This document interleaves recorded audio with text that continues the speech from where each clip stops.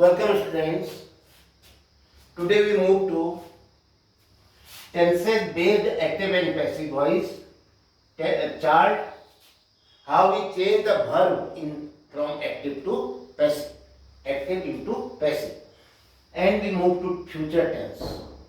मैंने आपको पहले प्रेजेंट टेंस बताया पहले वीडियो में, फिर उसके बाद पास्ट टेंस बताया। अब मैं जा रहा हूँ किसमें? फ्यूचर टेंस में, भविष्य काल में, आने वाले समय में जो काम होंगे। कितने प्रकार से हम लोग वाक्यों का विभाजन करते हैं? 1 2 3 4। 1 for indefinite, future indefinite, continuous, future continuous, perfect, future perfect tense, perfect continuous, future perfect continuous tense. हम आएंगे पहले इंडेफिनिट में और हम सीखेंगे अफर्मेटिव, नेगेटिव और इंट्रोगेटिव। मुख्य मकसद ये है। इंडेफिनिट में होता है मैं फुटबॉल खेलूंगा, विल प्ले है, जैसे मैं फुटबॉल खेलूंगा, वो फुटबॉल खेलेगा।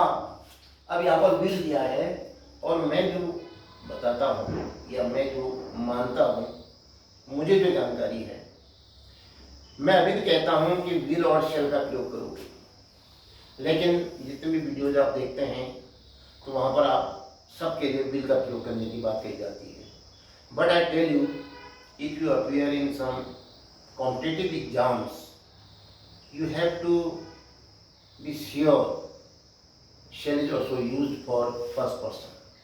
बोलने में मैं नहीं कहूँगा कि आप बोलने में shall का प्रयोग करेंगे, बोलने में आप will का ही प्रयोग करेंगे, I के साथ भी, we के साथ भी। लेकिन when you are put to test, correct the sentence, तो आपको वहाँ पर first person के साथ shall लाना पड़ेगा। Understand? अब आइए आप इंडेफिनिट में। will play, तो will दे दिया है, इसलिए मैं क्या करूंगा, इसको सब्जेक्ट को आई ले लूंगा, वी नहीं लूंगा, मैं ही लेता हूँ। राम ले लेता हूँ, माय ब्रदर ले लेता हूँ।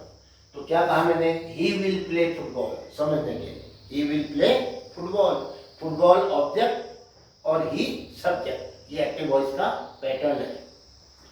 कर्ता वाच्य होता नहीं, कर्ता जो काम कर रहा है वो आगे आता है। पैसिव में क्या होता है? जो काम किया गया, खेलेगा, क्या खेलेगा? फुटबॉल। फुटबॉल को आगे ले आओगे, फुटबॉल को उसके द्वारा खेला जाएगा। वाक्य को ऐसे चेंज करेंगे, वहां ऑब्जेक्ट को क्या बना देंगे? सब्जेक्ट बना देंगे।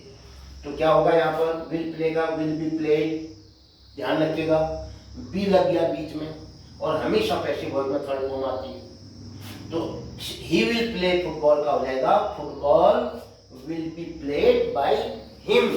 ही जो है, ही लिखा नहीं है मैंने, मैं फिर से ही लिख देता हूं यहाँ पर। ही जो है, इसका ऑब्जेक्टिव केस क्या हो जाएगा? हिम। बाय हिम फुटबॉल क्या कहोगे? Will be played by him, he will play football का। शैल राइट, अब मैं आई लेना पड़ेगा मुझे। आई शैल राइट अ लेटर, मैं एक पत्र लिखूंगा। आई शैल राइट अ लेटर। अब आप अ लेटर को पहले लाओगे, आई को पीछे ले जाओगे, आई को पीछे ले जाओगे तो उसका मी हो जाएगा। उसके आगे बाय लगाओगे तो बाय मी। तो क्या कहा मैंने? I shall write a letter, a letter को पहले ले आओ, अ लेटर। अब वर्ब देखो यहाँ पे शैल आई है, आप कहोगे क्या शैल ही रहेगा अभी? नो, अब जो वर्ब आएगी वो लेटर के हिसाब से आएगी। A letter third person singular number, जबकि सेल किसके साथ आया था? आई के साथ। और आती भी किसके साथ है? सेल केवल आई और वी के साथ। तो वहां ये लेटर है तो शेल नहीं आएगा, वहां आएगा विल। तो विल बी, शेल बी। अब यहाँ पर मैंने शेल बी लिखा है तो आप कंफ्यूज नहीं करेंगे। आप यहाँ जाओगे कि आई के लेटर के साथ विल आता है तो शेल बी की जगह में क्या आएगा? वहां विल बी।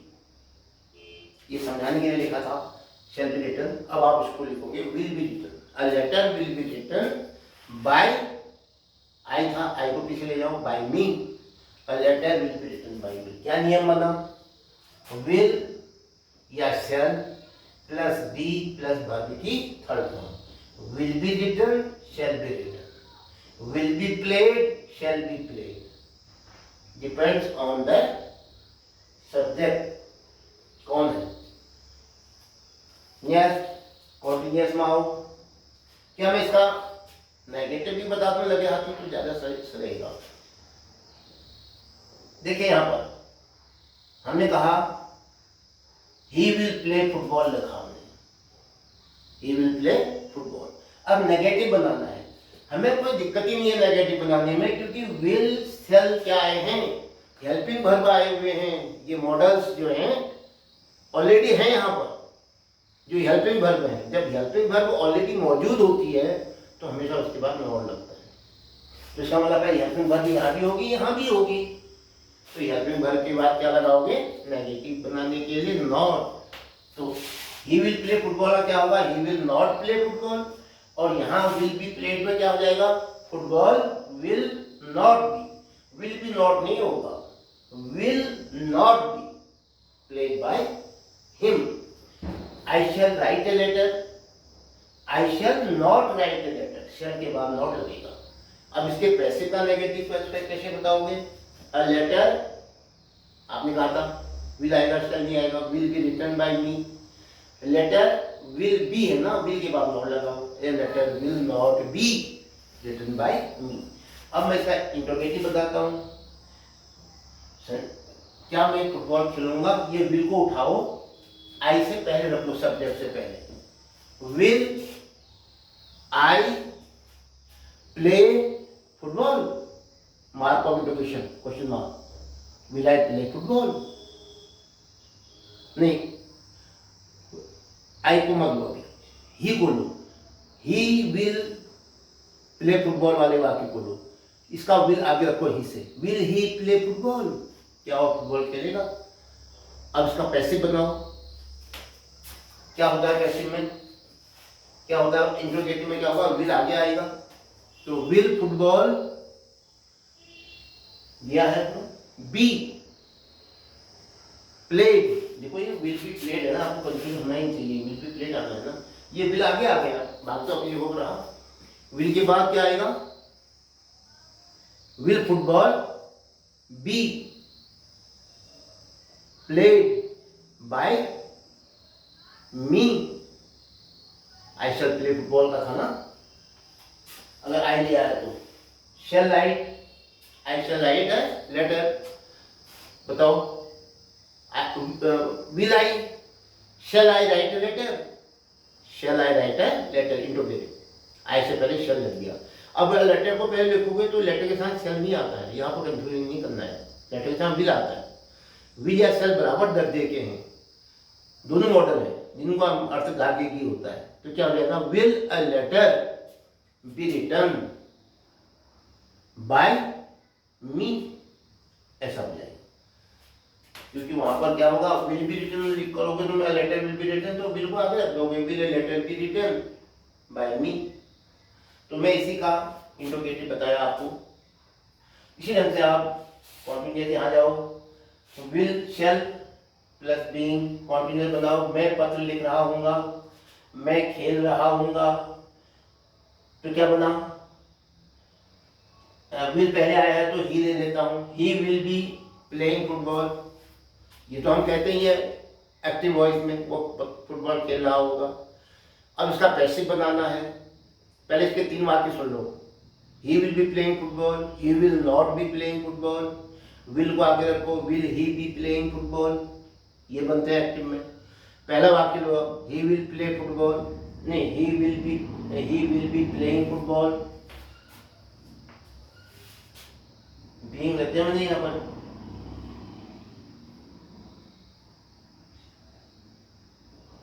क्या कहा जाए,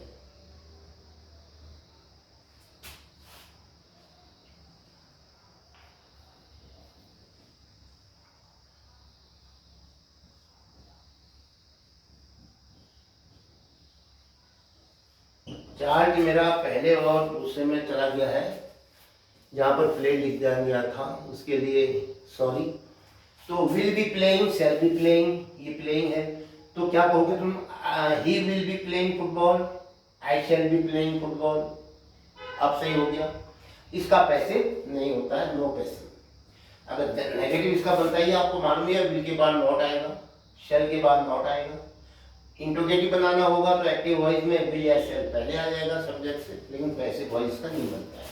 अब हम जाएंगे परफेक्ट, जहां पर काम हो चुका होगा, काम कर लिया गया होगा।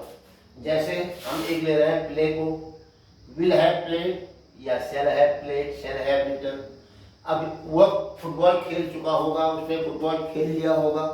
He will have played football. अब विल हैव आया और यहाँ क्या हो जाएगा उसका, विल हैव का, विल हैव बीन प्लेड।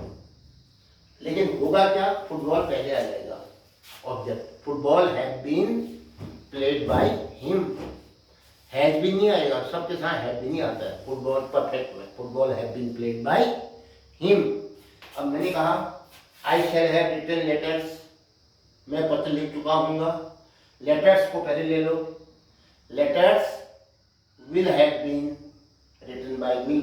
अगर एक लेटर होगा तब भी a letter will have been written by me. तो क्या करा आपने, will have been, shall have been, उसके बाद वर्ब की third form. Will have been verb की थर्ड फॉर्म। तो विल हैव या शैल हैव के बाद बीन लगाते हैं, फिर वर्ब की थर्ड फॉर्म। नेगेटिव बनाना आसान है। आपने कहा साहब विल तो आया ही है, विल के बाद नॉट लगा देंगे यहाँ। और यहाँ भी देखो विल हैव बीन तो आया ही है, विल के बाद नॉट लगाएंगे। शैल हैव बीन तो आया ही है, शैल के बाद नॉट लगाएंगे। इंट्रोगेटिव जिस ढंग से यहाँ आप विल या शैल को सब्जेक्ट से पहले रखते हो, ऐसे ही वहाँ पर भी सब्जेक्ट बदल गया है, ऑब्जेक्ट पहले आ गया है। तो विल या शैल को उस सब्जेक्ट से पहले रख दो। अंत में mark of interrogation. Mark of interrogation नहीं होगा, क्वेश्चन मार्क नहीं होगा, तो इंट्रोगेटिव सेंटेंस गलत माना जाएगा। तो ये था tenses based active and passive voice के वर्ब बदलने के नियम, टेंसेस चेंज करने के नियम। आपने पहली बार प्रेजेंट टेंस का पढ़ा, फिर पास्ट टेंस का, आज आपने पढ़ा फ्यूचर टेंस, जिसमें केवल इंडेफिनिट परफेक्ट का ही पैसिव वॉइस बनता है, परफेक्ट कॉन्टिन्यूअस का नहीं बनता है। एक्टिव तो बनेगा, मैं सुबह से फुटबॉल खेल रहा हूँगा, I shall have been playing football since morning. वह 2 बजे से फुटबॉल खेल रहा होगा, he will have been playing football for 2 hours या सिंस 2 o'clock। मैं खेल रहा हूँगा सुबह से, I shall have been playing football since morning. We shall have been playing football since morning. They will have been playing football since morning. Negative भी बनता है विल के बाद नॉट, इंट्रोगेटिव भी बनता है विल को सब्जेक्ट से पहले, अंत में प्रश्नवाचक चिन्ह। तो ये पैसिव का नो पैसिव, तो ध्यान रखिएगा फ्यूचर टेंस में इंडेफिनिट परफेक्ट का ही पैसिव वॉइस बनेगा, कॉन्टिन्यूअस और परफेक्ट कॉन्टिन्यूअस का पैसिव वॉइस आप नहीं बनाएंगे। इसमें मैंने लिख दिया है नो पैसिव, इसलिए you need not to follow the rule, not to beat the bush. हमेशा चाहे कोई कहे कि नहीं आप बना सकते हो, उसका कोई भाव नहीं होता, उसका कोई सेंस नहीं होता, वो आपके लिए है कोई अर्थ नहीं देता है। तो इस प्रकार से आज आपने फ्यूचर टेंस के टेंस बदलने के नियम सीखे। आपको अगर ये आसानी से समझ में आ रहा है तो आप कमेंट बॉक्स में अपनी राय जरूर लिखें। इसके साथ ही मैं ये वीडियो समाप्त करता हूँ। जय हिंद।